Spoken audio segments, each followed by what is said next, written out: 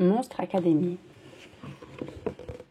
Bob, le plus petit monstre de son école, avait 6 ans quand il alla visiter avec sa classe Monstres et compagnie. C'est une usine où l'on récolte des cris des enfants terrorisés pour produire l'électricité de notre ville, expliqua la maîtresse. Bob était fasciné. Il aimerait tant travailler là-bas plus tard. Dans l'amphithéâtre, Bob assiste au cours avec attention. Il s'apprête à décrire au professeur les caractéristiques d'un rugissement effrayant, quand un autre élève lui coupe la parole et grogne à sa place. Il s'agit de Sunny, un monstre très doué côté frousse.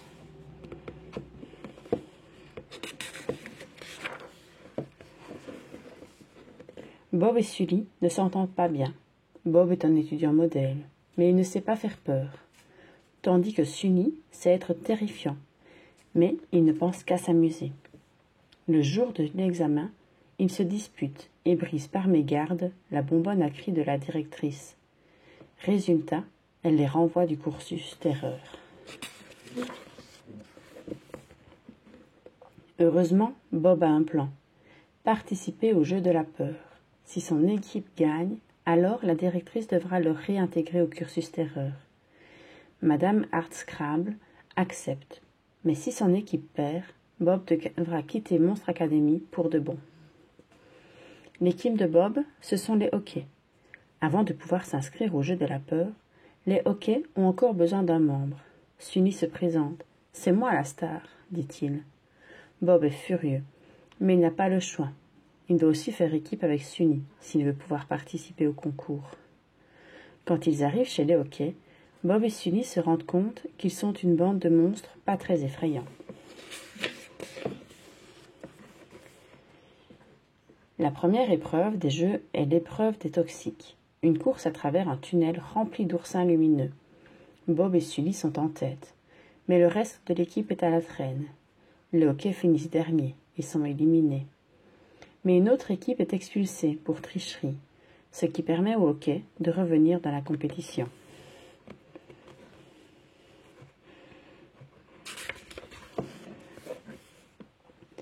La deuxième épreuve s'intitule « Éviter les parents ». Les équipes doivent se faufiler dans la bibliothèque pour s'emparer de leur fanion sans se faire attraper. La bibliothécaire surprend Sully. Vite, les Hockey s'échappent, mais Squishy, l'un des membres de l'équipe, a réussi à rapporter le fanion. Youpi!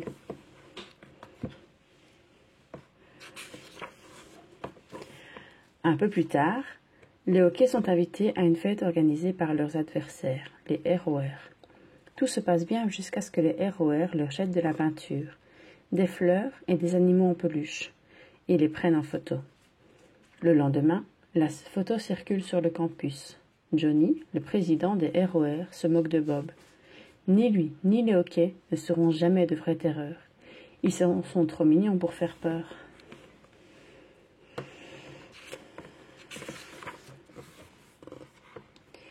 Les Hockey, vexés, veulent tout abandonner. Mais Bob les emmène voir les terreurs au travail chez Monstres et compagnie. Regardez ces terreurs d'élite. Leur force, c'est leur différence. Comme nous, leur dit Bob. Grâce au conseil de Bob, les Hockey reprennent confiance en eux. Bob et Sunny réalisent alors qu'ils doivent former une vraie équipe complémentaire et soudée.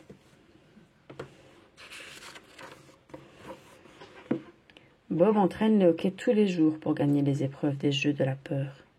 L'équipe remporte l'épreuve Ne pas effrayer l'ado et arrive deuxième à chercher l'intrus. Les Hockey sont qualifiés pour la finale face aux ROR. La veille de la finale, Sully donne des conseils à Bob pour qu'il réussisse à faire peur. Laisse sortir l'animal qui est en toi.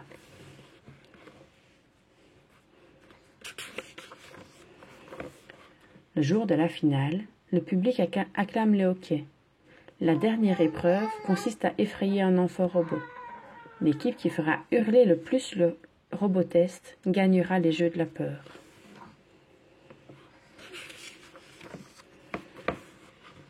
Le combat est serré entre les deux équipes. Tous font du bon travail, mais cela ne suffit pas. Les ROR mènent largement. Bob et Sully doivent obtenir de gros scores pour que les Hockey l'emportent. Sully bat Léon, le caméléon. Puis vient le tour de Bob. Il ferme les yeux, prend une profonde inspiration, émet un rugissement des plus fracassants et gagne l'épreuve. Incroyable! Les hoquets remportent les Jeux de la peur. Quel triomphe! Un peu plus tard, Bob retourne vers le robot test et découvre que Sully a truqué son robot. Il a eu peur que Bob échoue à cette épreuve. Bob se sent blessé et trahi, et tous les hoquets aussi. Bob décide de prouver, une fois pour toutes, qu'il est vraiment effrayant. Il se rend en cachette au laboratoire des portes, où les étudiants testent les portes qui donnent accès au monde des humains. Bob connecte une porte, et au signal rouge, il l'ouvre et franchit le seuil. L'alarme retentit à travers tout le campus. Bob vient de faire quelque chose de très dangereux.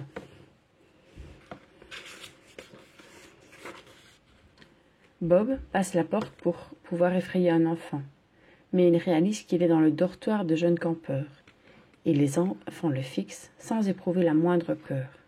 C'est lui, en fait, qui frissonne d'angoisse. Pendant ce temps, à l'université, Sully veut sauver son ami. Il court au laboratoire des portes, mais Madame Hardscrabble et ses gardes sont là. Heureusement, Don, l'ami de Sully, fait diversion. Et Sully emprunte donc la porte malgré le danger. Lorsque Sully pénètre dans le dortoir, il est vide. Les enfants ont cru voir un extraterrestre. Sully se lance à la recherche de son ami Bob.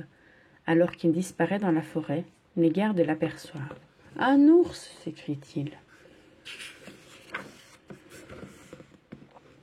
Sully retrouve Bob, au bord d'un lac. « Personne n'a eu peur de moi, soupire Bob. Nous ne sommes pas très différents, tu sais, lui répond Sully.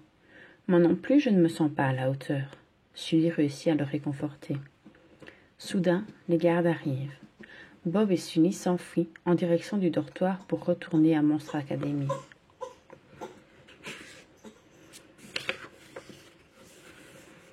Mais la porte qui y donne accès ne fonctionne plus.